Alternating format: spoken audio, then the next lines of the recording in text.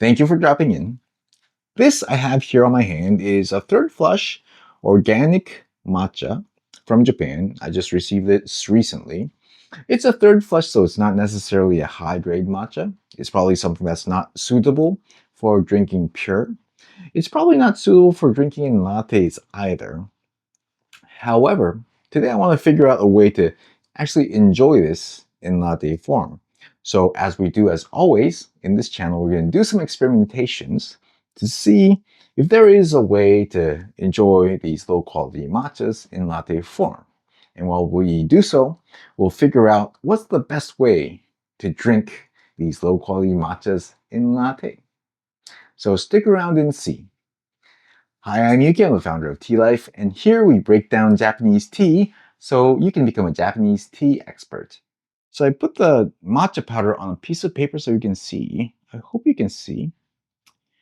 You can see the color of the matcha is a little bit faint. It doesn't have a really dark green presence. That's a characteristic of a lower quality matcha. So this is, again, a third flush organic matcha. It's a culinary grade matcha, and culinary grade matchas, they also have spectrums, right? So there's matchas that are more closer to the drinking side, the tea ceremony quality side, and then there's matchas that's really in the culinary side of the spectrum. And this matcha is going to be really on the culinary side of the spectrum, obviously. Now, when we say third flush, it means that it's from the third harvesting season of the year. The first harvesting season usually happens around May, and then after that, June would be typically a second harvest, and the third harvest would be in the summertime. And every single time you do the harvesting, the level of sweetness and umami, they would go down. So the first flush would typically take up most of the delicious nutrients, and then the nutrients will reduce as the harvesting goes on, the flushes proceed. So by the time it's the third flush, the quality of the matcha is going to reduce. That's part of it. The other part is that it's organic. And organic is obviously a very good thing from a health perspective because it's not using any pesticides and so on and so forth. However, the problem is for Japanese tea, including matcha, organic is extremely difficult to grow. It's very difficult and it's very costly as well. So typically when you compare an organic matcha and a non-organic matcha at the same price point, you're going to feel that there's going to be a few grade difference. So the organic matcha is going to be a little bit more lower in terms of grade at the same price point. So what we have here is a combination of third flush and organic. So it's going to be a relatively, how should I say this, a not so pleasant matcha experience. I have a wakatake open, so maybe I can compare it against wakatake. Wakatake is the culinary grade matcha from Marukyu Koyamaen. It's the highest culinary grade matcha from Marukyu Koyamaen, so it would be a nice comparison, even at the powder level. So give me a second. Okay, I got some Marukyu Koyamaen's wakatake, and to caveat this, wakatake in the first place, it says it's a culinary grade, but it's a really good matcha. I almost feel it shouldn't be a culinary grade, but the color difference is evident. So this is wakatake. This is the third flush organic matcha that we're just looking at. So the vibrancy of the green, even though this is the culinary grade, you can see it here. And this is a lot more pale, right? So the orange, the third flush matcha, you can see that it's a yellow greenish color compared to the darker green color. You won't be able to tell through the camera, but the moment I open the wakatake, you can feel the umami and the sweet notes lifting to the nose as well. So the overall presence is completely different. So this is how different they can get, even though it's the same culinary grade matcha. Obviously, the wakatake is on the way higher side of the spectrum, and the third flush organic is on the lower side of the spectrum. Excuse me as I try to lick the powder. Yeah, wakatake is super delicious. You do get some of the astringency, obviously, but you also get a lot of sweetness and umami. The notes that you get from the wakatake is delicious as well. I can actually enjoy just eating this powder. That's how good wakatake is. Okay, so I'll try the third flush.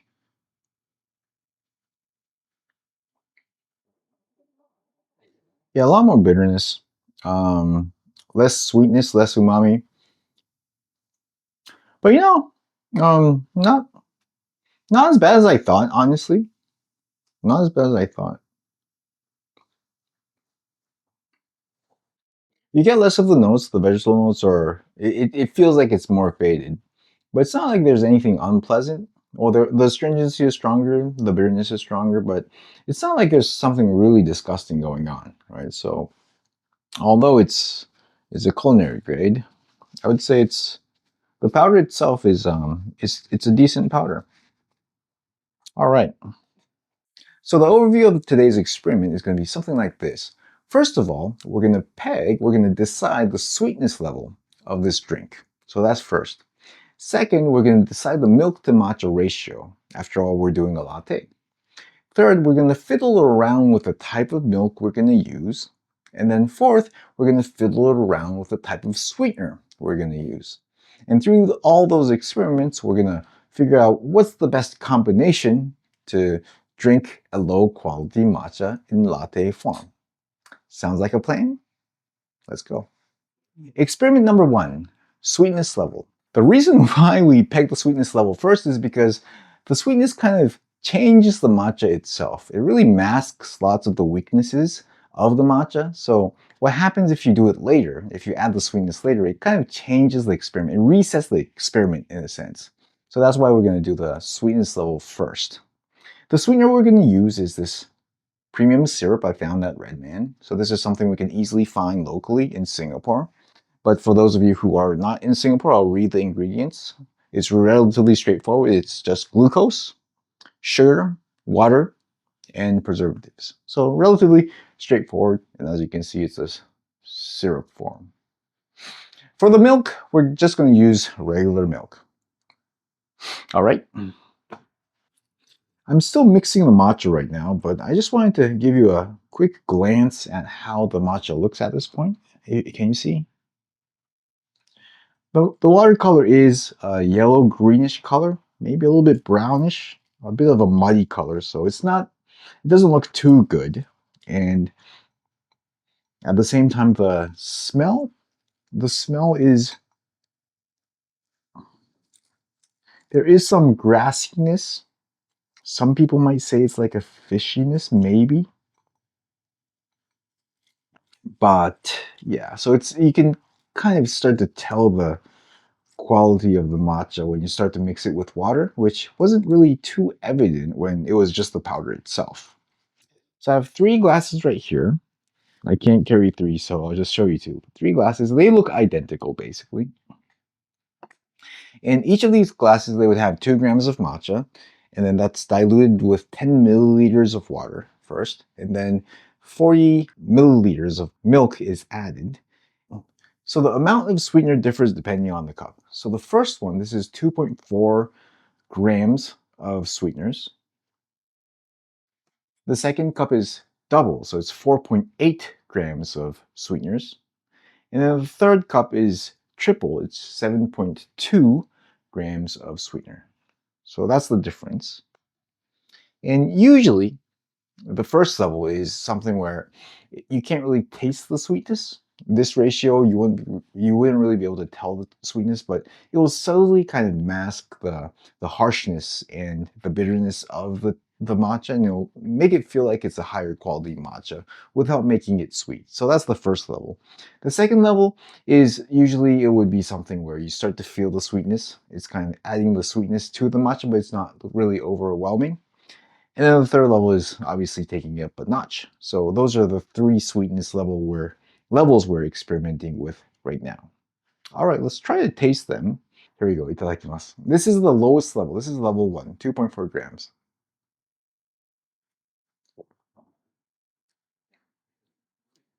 You can actually feel a slight sweetness. You can tell it's a matcha, but you can also tell some of its nasty notes, if you will, as well. A lot of the harshness, a lot of the bitterness. Yeah, but you can somehow drink it, I would say. No, not really. Yeah, so for the 2.4, I'm actually almost finished it. I'm trying to figure out what this taste is about, but it's hard to tell. But it does, I think the sweetener does mask the harshness and the bitterness a lot already. A lot of the unpleasant notes, it's masked as well. So that's really good in that sense. But still, some of the nasty notes do come through. I'm not sure that people would like that. So let's see how it would turn out for the at the next level. So this was 2.4. Let's try 4.8. Okay, this is 4.8, double the sweetness level. Okay, well, so this masks it a lot. This masks the notes a lot. You can tell it's a matcha, kind of, and it's sweet, but it's not like, well, it's sweet. It's sweet. You still get some of the nasty notes, but I think it's reduced from the previous 2.4. This 4.8 masks some of the nastier notes a little bit better than previous. I feel that the smell of the matcha itself, this is what's kind of really one of the issues, because the sweetness doesn't really help with that, right? Let's try the next level, 7.2. This is a lot of sugar. All right.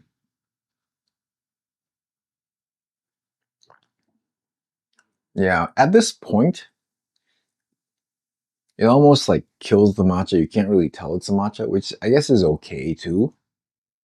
It really hides a lot of the harshness, the bitterness, all the nastier notes as well. It's well masked, I would say. It's just extremely sweet. Yeah, it's just extremely sweet. I'm not sure if you can tell it's a matcha drink because it's just like really sweet. This is a choice. So the 4.8, the sweetness level is moderate. It's certainly sweet, but it's still not like overwhelmingly sweet. You still taste the matcha. It's astringent. You get the astringency. You get some of the. You can kind of sense that it's not the best quality matcha, right? You can mask a lot of that with stronger sugar level. So do you go with this, masking the sugar level, or do you go with this, where you still want to kind of try to keep it a matcha? All right. Let's keep it a matcha because that's what the exercise was, right? We want to make sure that it's still, as a drink, it still remains a matcha. You can still tell it's a matcha. So let's stay with this. So we're going to go with a sweetness level of 4.8. So it's the middle grade we're going to stick with. Okay, experiment number 2. Let's figure out our matcha to milk ratio. Now we have the sweetness level pegged, and we know that it still tastes like matcha at this point. But by adjusting the amount of milk that we have, are we able to make it a little bit more pleasant while still keeping it like a matcha tasting drink? So that's the next experiment. So we'll take the same formula. We're going to do 2 grams of matcha, 10 milliliters of water to make that paste first. And then we're going to add 4.8 grams of syrup. Then after that, so previously we used 40 milliliters of milk, so that will be the base. And then we'll do 20 milliliters of milk version. And then we'll have a 60 milliliters of milk version. And we'll see how they go. 20 milliliters of milk, so we reduce the amount of milk. This is the 40, this is the standard that we just had. And then the increased version is 60 milliliters of milk. And you can see this, the amount of milk has significantly increased just by the looks of it. And if you compare the 20 to the 60, you can even see, are you able to tell, that the color of the milk, the latte, is different as well. The 20 is significantly darker than the 40. Well, I'll start with the standard again, the 40 milliliter milk to reset the taste and set a benchmark. Okay, so here we go again. Let's take the 20 mil first, the smaller one. Let's just see how this goes. Definitely this doesn't work. Yeah, it exposes some of the weaknesses of the matcha, the notes, the taste, the bitterness, the stringency, especially the notes, the unpleasant notes it does expose. So reducing the milk really doesn't help. It does, for sure, it does feel like it is matcha, but it's not the good matcha, right? Okay, so not a good idea to reduce the milk, which was, somewhat kind of expected. Let's see what happens if we increase the milk 20 milliliters.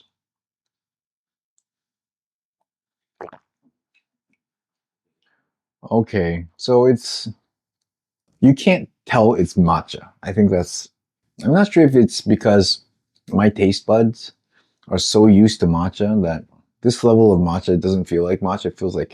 This feels like milk, like green milk. But this amount of milk does reduce the stringency. It does mask it quite well. What I'm not sure is, will people be able to tell this is actually matcha? Because that's the point, right? Why are you drinking a matcha latte if it doesn't taste like matcha? You're not taking it for the health benefits either, because matcha latte isn't really healthy. If you're drinking matcha pure, that's really healthy. If you're drinking some matcha pure with water, that's very healthy, for sure. It's just going to be very repelling. Let's go back to the standard. Yeah, this certainly feels more matcha. So, well, let's keep it standard. So we'll keep it the 40 milliliters, but depending on what you're aiming for. So if you are just stuck with very repelling matcha and you have to somehow drink it at home, you don't want to throw it away at all costs, then maybe increasing the milk to wipe away the taste of the matcha might be a solution. All right, so let's go on to experiment number 3. We're going to test different types of milk. However, I just realized that we only have normal, regular milk and then oat milk. So we're just going to test with these two. We'll see how this goes. So experiment number 3, this is regular milk. We kept the same formula. So 2 grams of matcha, 10 milliliters of water, then 40 milliliters of milk. But this is regular milk. And this is oat milk. So we only have 2 milks for this experiment today, but this is still animal protein versus plant protein. So I think it gives you a basic idea of the differences. In terms of color, the regular milk is a lot lighter. The oat milk makes the matcha a lot more darker in a sense. Does it look better that way? I'm not sure, because I think it also kind of gives it a brownish tint. So anyways, let's see how the taste goes. Again, we'll reset by drinking the normal regular milk first. Yep, same. Oh, I forgot to mention the sugar. So same amount of sugar as well. So it's a 4.8 grams sweetener that we use. Yep. Okay, now we're gonna compare this against the oat milk. See how this differs. I almost feel like the oat milk has a strong taste, and it also has a sweetness as well. And those kind of contribute to making the matcha taste actually better. Now, the issue is, I think the oat milk also makes it less taste like matcha. So if I close my eyes and drink this, will I be able to tell this is a matcha drink? I'm really not sure. And that kind of goes against the concept of this experiment today. Yeah, so in terms of the taste, I like the oat milk better because the oat milk tastes nice. but, but in terms of it being matcha, being true to the concept of this experiment today, I think it kind of obliterates the matcha, because there's already the amount of sugar in there, and then we're adding milk, and then if we change that to oat milk, it really does reduce the presence of the matcha. Yeah, man, and this is hard to tell. Let's stick with regular milk for the sake of this experiment. But in terms of taste, I like the oat milk better. All right, let's go to the next experiment. The final experiment, we're going to experiment with different types of sweeteners. We will try honey. This is pure honey. This is also something I found on at Redmond. This is maple syrup. This is not actual maple syrup. This is a syrup that tastes like maple, so it's a fake maple syrup. We'll see how this goes. And condensed milk. So we'll see how condensed milk goes as well. All right, now we have the 4 different sweetener types. So this is the premium syrup again. Number 1, this is the normal one that we've been having all this while. Number 2 is using this honey, pure honey. Number 3 is using this maple syrup flavored syrup. And then number 4 is condensed milk. So those are the 4 different types of sweeteners we're comparing this time around. And let's try, again, let's reset the palate with the premium syrup. Okay, now let's taste the honey. Let's see how this goes.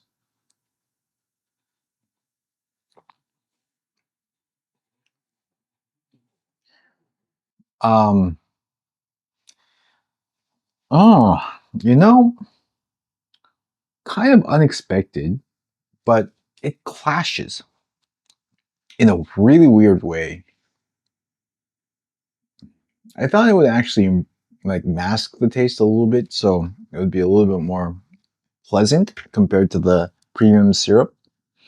But the honey, the taste of the honey actually crashes with this low quality matcha, and it makes it taste really disgusting actually. The honey does improve the mouthfeel, so texture wise, I think it does improve, but taste wise, this is awful actually. For low quality matcha, I mean, for high quality matcha, this doesn't happen actually. For a high quality matcha, I think the honey makes it even better. It just improves the mouthfeel and it doesn't clash as much. I think it complements pretty well. But for this low quality matcha, the honey does not work. All right, let's move on to maple syrup. We'll see how this goes.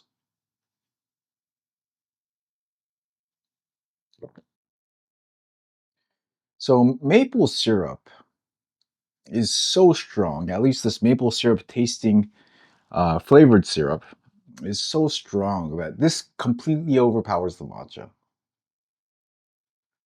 So if you want to hide the taste of the matcha, this is certainly the way to go.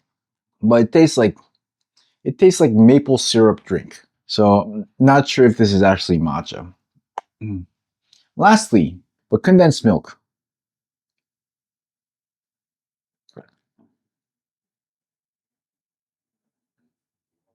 I'm quite surprised. Condensed milk goes well. I think it masks. It's not as sweet as I thought, first of all, but it also does the masking quite well. But still somewhat keeps it a matcha.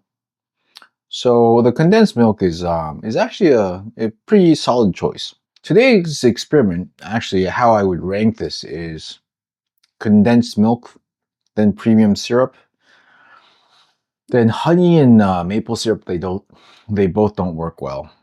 If I had to rank them, maybe third would be honey, and then fourth would be maple syrup. But yeah, something like that. Okay, let's summarize this video. Again, the objective was to take repelling matcha, low quality matcha, and then seeing whether we can drink it as latte while still keeping the matcha, right? We're not going to completely transform the drink into something else and just have the green color. So in that context, first of all, the amount of sugar we used was really important. Remember, we used 2 grams of matcha to 10 milliliters of water, and then we added 4.8 grams of premium sugar, and that was the good balance. So that was the amount of sugar or the sweetness level that we used. It's not super duper, the sweetest type, but it's a pretty good level of sweetness. I wouldn't really, drink that sweetness level personally that often, but that would be a, common sweetness level you probably get at a cafe. The second part was we wanted to see whether, how much milk we wanted to use, and we kept it at 40 milliliters of milk. 20 was too strong. The matcha was too strong. 60 was diluting it so much that you couldn't really taste the matcha, although it does help cover all the weaknesses of the matcha. So we kept it at 40. And then after that, we compared the types of milk. So we compared the regular milk to the oat milk. And oat milk does mask the weakness of the matcha better. However, we wanted to keep it still a matcha drink, so we kept it as regular milk. And at the end, we tried different types of the sweeteners. And then it turns out that the condensed milk and the premium syrup worked the best. And probably the condensed milk was actually the best. So yeah, that was our conclusion. If I was to completely obliterate the taste of this really repelling matcha, then I would probably go with very strong syrup, with very strong amounts of sugar, and then increase the amount of milk, change it to oat milk, and then probably use, I would still keep it to either premium syrup or condensed milk because the honey and the maple syrup, they just clash so bad. But of course, again, the idea here is to try to still keep it a matcha drink. And in that case, then we wouldn't want to go that far. One thing I will say about this matcha that we tried today was that although the quality of the matcha was low, the freshness was good. So it wasn't oxidized at all. It was very fresh. So actually when you drank it or when you tasted the powder itself, there was no staleness. There was no, what do you call it, repelling kind of taste itself, right? When you mix it with water, you get some notes that it's like, oh, I don't like this kind of note. But in terms of the matcha itself, it's very fresh. So it's very different if you actually have, when you say bad matcha, sometimes people talk about bad matcha as in matcha that went bad, so oxidized and bad storage, bad management. This would be a very different story. It would have a different kind of nasty taste that, that would result in different ways. So I think that's something important to keep in mind. Okay, so that's the end of this video. Hope you enjoyed the experiment. Hope you learned something. And let me know if there's anything else you want me to experiment and I'll see what I can do. See you in the next video.